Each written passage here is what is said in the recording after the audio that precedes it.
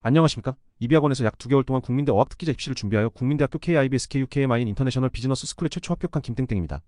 먼저 후기를 말하기에 앞서서 저의 상식과 시사 관련 능력, 그리고 한국어 및 영어 스피킹 실력을 늘게 해준 이비학원의 OH쌤과 JP쌤에게 감사 인사를 드립니다. 국민대학교는 1차로 공인 영어 점수를 채출하고 2차로는 시사 이슈에 관련된 이 문제에 관련하여 본인의 견해를 첫 문제는 한국어, 두 번째 문제는 영어로 말하는 형식이었습니다.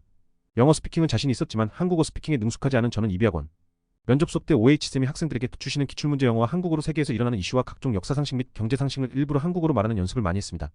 OH쌤께서는 학생들에게 일정한 답변 준비 시간을 주시고 학생들이 답변을 하는 방식으로 수업이 전개되고 그 이후 각 학생이 말한 답변 내용에 관련해서 피드백을 주시고 경제, 정치, 외교, 환경, 역사, 사상 등의 다양한 분야의 시사와 정보를 설명해 주셨습니다. 제 답변뿐만이 아니라 다른 학생들의 답변을 들을 수 있고 또한 다른 학생들이 말한 답변 내용의 피드백과 관련 부가 설명도 들을 수 있었던 것이 저에게 큰 도움이 되었습니다. 솔직히 말씀드리자면 처음에는 저도 경제 상식이 아예 없어서 국민대 면접 준비가 막막했지만 OH쌤 수업 덕분에 경제 용어와 경제 이론에 눈이 싹 트였고 선생님께서 준비하신 방대한 자료들을 가지고 집에서 혼자 자습도 할 수 있었습니다. 그리고 JP 선생님께서는 OH쌤과 마찬가지로 다양한 분야의 시사를 가르쳐 주셨지만 그 중에서도 한국 사회가 고착적으로 가지고 있는 사회적인 이슈 X출산율, 고령화, 노인복지 문제들을 중심으로 수업을 진행하였습니다. KIBS가 국제경영대학이지만 국민대 면접 기출문제들이 종종 대한민국 내에서 일어나는 이슈들도 물어보기 때문이라고 생각합니다. JP 선생님께서 학생들에게 이러한 사회 이슈 관련 문제들에 관한 자료들을 제공하시고 선생님의 의견과 객관적인 부가 설명도 배울 수 있어 실제 면접에 도움이 되었습니다. 실제 면접 후기. 국민대학교 KIBS의 경우에는 첫 번째 지문 문제는 한국어로 대답하고 두 번째 지문 문제는 영어로 대답하는 방식이었고 이에 대한 답변 준비 시간이 5분이었고 실제 면접 시간도 5분입니다. 첫 번째 지문 문제는 최근 언론중재법 개정안이 발표되었고 이와 관련된 가짜뉴스에 관한 자신의 견해를 말해라였습니다.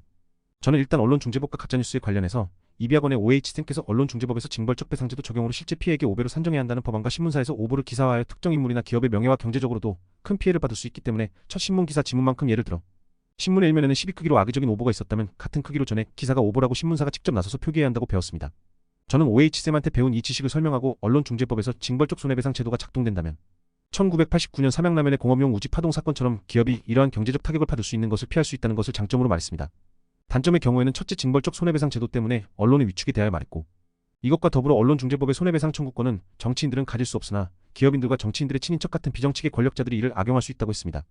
예를 들어 기업 내 비리를 언론에 누설한 내부고발자가 있을 경우에 기업인이 내부고발자와 언론사에게 가짜뉴스 프레임을 씌우는 것과 동시에 징벌적 손해배상 제도를 들먹이면 언론사가 위축적으로 보도를 할 수밖에 없으므로 징벌적 손해배상 제도가 가미된 언론중재법 개정안은 장점과 단점을 가진 양날의 검이라고 말했습니다. OH쌤의 기출문제에서 배운 이 가짜뉴스와 언론중재법 수업 덕분에 첫 번째 질문을 성공적으로 말할 수 있었습니다.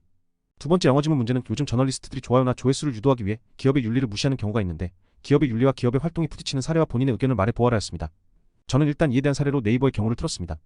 과거 네이버의 경우에는 클릭 BAIT 용도로 각종 자극적인 문구의 기사들을 오로지 자신들의 사익을 위해 네이버 메인에 올렸고 이러한 행위들은 네이버의 대기업으로서의 윤리의식의 크기가 네이버가 한국 사회에 끼치는 막대한 영향력의 크기와 맞지 않다고 말했습니다.